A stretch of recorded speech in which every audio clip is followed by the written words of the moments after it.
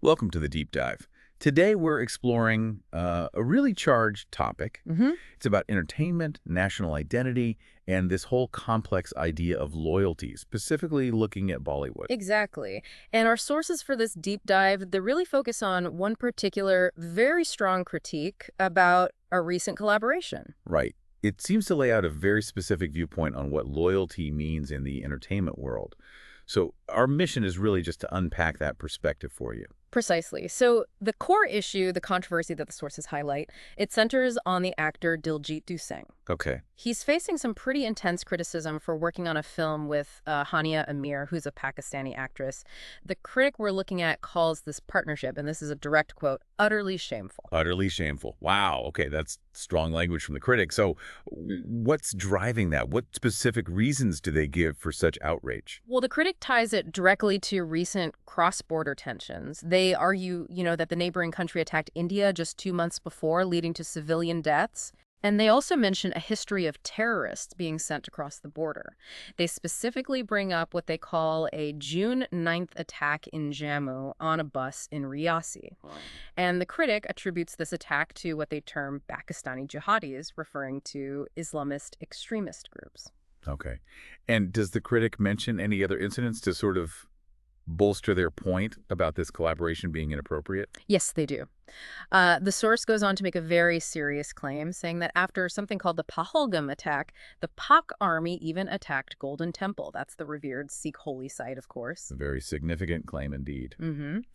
They also mention a group, the TRS group, apparently claiming responsibility for an incident, but then taking it back after India vowed revenge. The critic frames this as Pakistan playing the victim card. I see. And on top of that, the critic points to Hania Amir herself, stating she criticized our Indian Gavit when we tried to take revenge. Now, there's Diljeet's side, too, reportedly.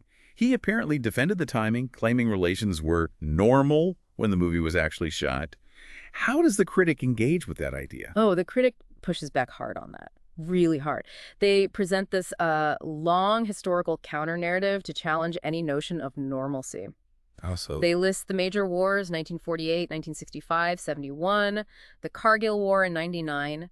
But it doesn't stop there. They detail a whole string of terror incidents over the decades. like what? Things like the 1993 Mumbai blast, the Kandahar hijack, the 2005 Mumbai train bombings, the 2008 Mumbai terror attacks, the 2016 Uri attack, 2019 Pathankot. It's a long list. Wow. So by laying all this out, the critic is essentially questioning Diljeet's entire understanding of the history between the two countries, framing his normal comment as, well, out of touch with that history. That's quite the historical rebuttal from the critic's perspective. So how does this connect to their wider accusation, this idea of disloyalty in Bollywood? Yeah, the critic frames it almost like Bollywood stars are biting the hand that feeds them. Yeah. They even mention Diljeet changing his citizenship, and they Right. question why he'd sell tickets in India, his birth country, if he, in their view, doesn't respect it. But the really interesting part is the contrast the critic draws about loyalty itself. What's the contrast they're making? Well, the critic observes that after India apparently retaliated for that Pahalgam attack, all Pakistani artists were criticizing India and Indian government. That's their claim. Okay. But then they say, not a single big Bollywood artist criticized Pakistan.